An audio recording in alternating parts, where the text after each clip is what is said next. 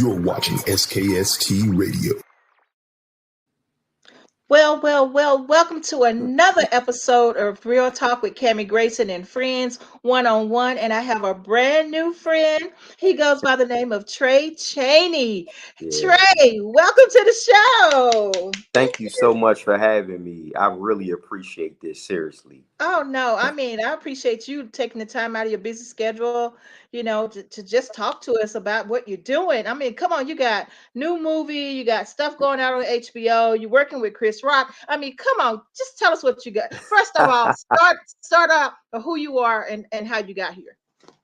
Well, for those of you all who may not know me, my name is Tray Chaney. I'm an actor, I'm an artist, entertainer, author. I'm a husband, father, grandfather, and I've been in this business for, I want to say over 30, well, definitely over 30 years. I started off as a hip hop artist, dancer, and at age 8 years old, you could find me in New York City at Showtime Amateur Night at the Apollo. And I just remember performing at a very young age and being backstage with people who I consider my OGs to this day, like Big Daddy Kane, Slick Rick, Rakim, those guys. I still open for them to this day as an artist. But, just pursuing my career in dance and music leading up to the age of 18 years old when I was discovered in Washington, D.C., which is where I'm originally from, Okay. Forestville, Maryland. And I had a talent show there and I had to perform. And I actually won first place. And a woman by the name of Linda Townsend, who's a talent manager in Clinton, Maryland, she came up to me. She said, "Man, congratulations. You look like you're definitely not stage fright." And she said, "But the only thing," she said, "I don't work with, you know, uh, hip hop artists or dancers. I only represent actors. But I want to represent you as an actor. I want to submit your headshot and the resume that you do have in another field to casting directors."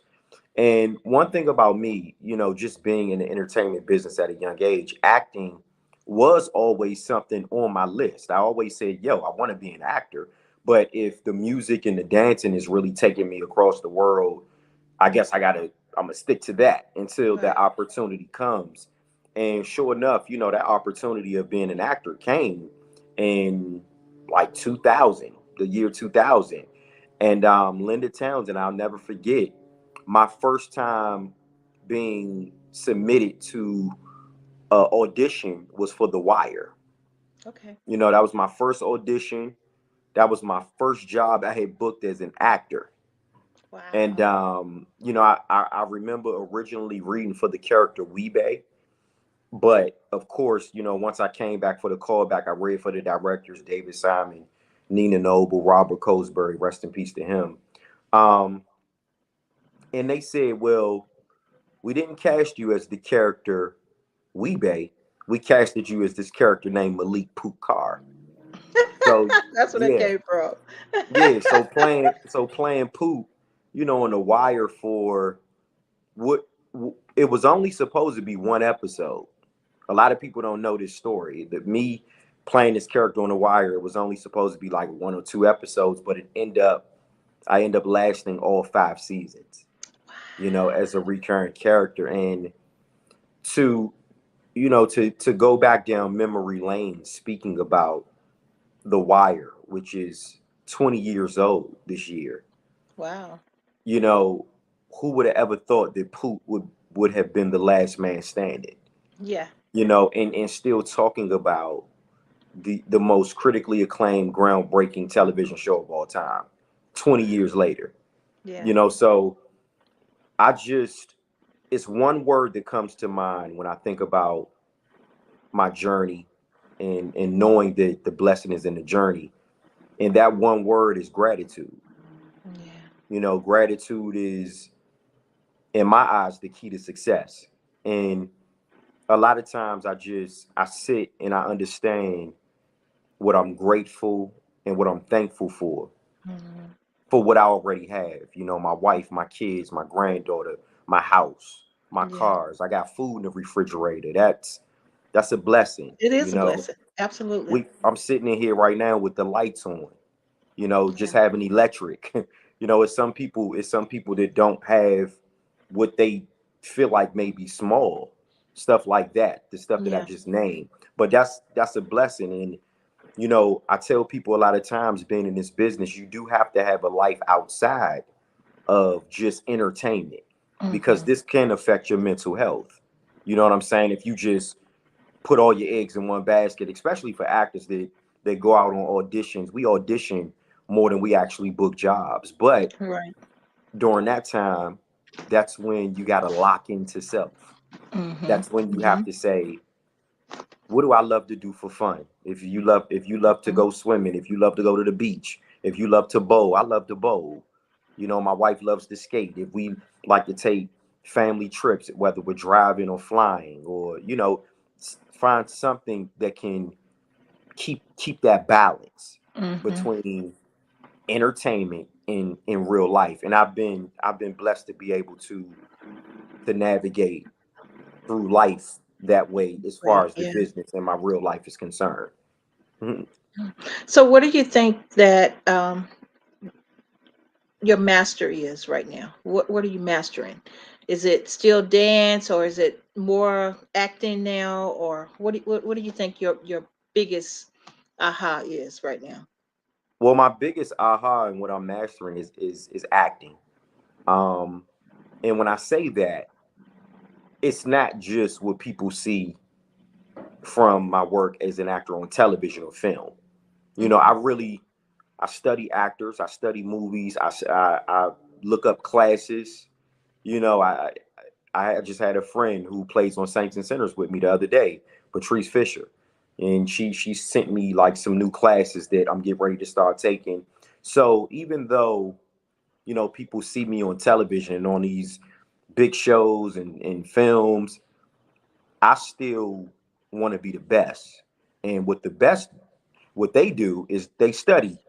Yeah, They take absolutely. classes. They take classes. They read up on acting. Audition is a part of winning. If you Right. even get an audition from a casting director, that's a part of the journey. That's a part of winning. Yeah. So I, Yeah. I do it all. I'm one thing that I always say for any actor or actress that's out there listening: once you make a lifelong commitment to saying, I want to do this, Hmm. it's no turning back. It's no negotiations. You have to put your head down and skate. I'm talking about tunnel vision. And you cannot let this person or that person to your right or to your left or behind you stop anything that you're doing. If it's something that you want to do, as long as it's positive, go for it. Cool. Okay. And again, I've been very blessed to just have that focus and that drive and that willpower to never give up or never even get discouraged, because it's a big difference from when people get discouraged to somebody like myself saying, okay, I know I'm going to keep going, but we wonder, okay, well, when is Hmm. this going to happen, you Right. know Right. but it's no time to get discouraged, because like I said, as long as we living and breathing every day, and as long as we able to get out there and get it, Yeah. You should be humble and get out there and do it. we won. We already won, Yeah. so that's my message, and that's how I live my life. I love it. Absolutely love it. So you have a new movie that came out this month. Yeah. Tell people about that. So we need to talk is a comedy. It's a rom-com, and it's written by my good friend Todd Wolf. It's written, directed, and produced by Todd Wolf from out of Philadelphia. Me and Todd have a 10 to 12 year history. Okay. 10, 12 years we've been knowing each other. We did a film called Streets back in the day, which Meek Mill was the star of, and I played a character in that. And we just Okay. always kept in contact. I knew he was an amazing writer. And, when he approached me with We Need to Talk, he said, you'll be playing a video gamer named Tango Unchained. And we all know that's totally different for Tray Chaney. People are used to seeing me play Poot on the Wire. People used to seeing me playing this police officer now on HBO's We Own the City.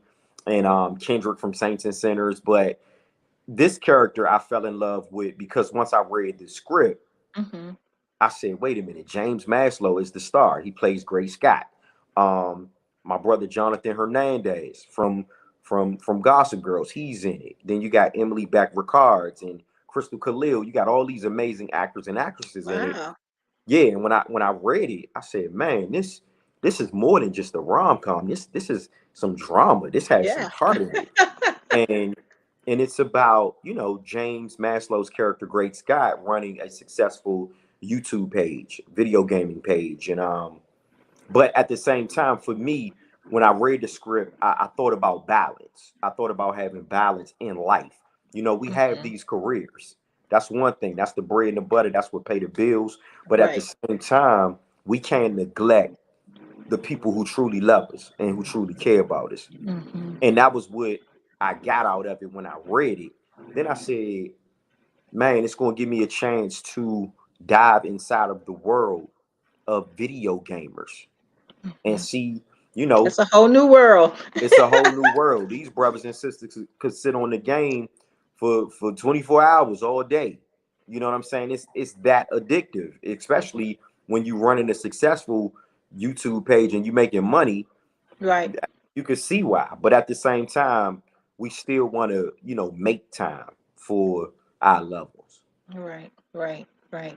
So you mentioned you're married. How Yeah. supportive is your family? Did they just like, when they realize that this is it, this is our life now, So is it any resistance, or everybody's just on board and they're making it happen? Well, I can take it back to, me being 8 years old. My mom and dad, they always 100,000% supportive. I grew up in a household where, my family, big family, the Cheneys, Hmm. they love music, they love to dance, they love to have fun, and they family oriented. So I grew up Hmm. in that. And my uncle James Cheney from Concert Connects, one of the biggest, touring companies in the world, he was the one who my mom and dad really seen that I was serious about this entertainment business at 8 years old. So they Wow. were the ones that were taking me to the Apollo Theater, when I was Hmm. winning 4 and 5 times. They were the ones who were making those 4.5, 5 hour drives, and or whether we had to, get tickets to get on the bus. They supported that. And, Right. of course, as I got older and I was able to make my own decisions, I started, putting my best foot forward, because I tell people all the time, I knew what I wanted to do at 8. I knew like what I'm doing right now. This was all in the manifestation pot. Like I'm Hmm. like, yeah, I know if I ain't dancing, if I ain't rapping, if I ain't acting, I might be motivational speaking. I'm doing something that has to do with entertainment. And a lot of young kids, they might not necessarily know yet, but I was blessed enough to know. I knew what I was going to be doing. But fast forward to now, me being married, going on 18 years, having two amazing kids, and we got a granddaughter as well. My wife is definitely 100% supportive That's good. and understanding, because with this business a lot, you got to travel. You Yeah, can't it's just hard. stay complacent and stagnant in one position, and you're not able to move around city to city, state to state, out of the country. You Right. and one thing about my wife, she's an artist. She's a fashion designer. She does makeup. She does Nice. she designs Crocs. She does clothes and all types of stuff. So when we met each other sort of like, okay, oh, this is what you do, this is what I do. And it was like that. So Hmm. when you have a mate that understands, that's also a big, huge bonus. because Absolutely. because the worst thing you could do is have somebody that don't understand why, if I get a call tonight and they say you got to go to LA tonight, I gotta go. You Right. know what I'm saying? I got to get up and go. I'm gonna make sure everything's straight in the household with my kids, with my wife, with my granddaughter. But at the same time, when it's time to go, I stay ready so I don't got to get ready.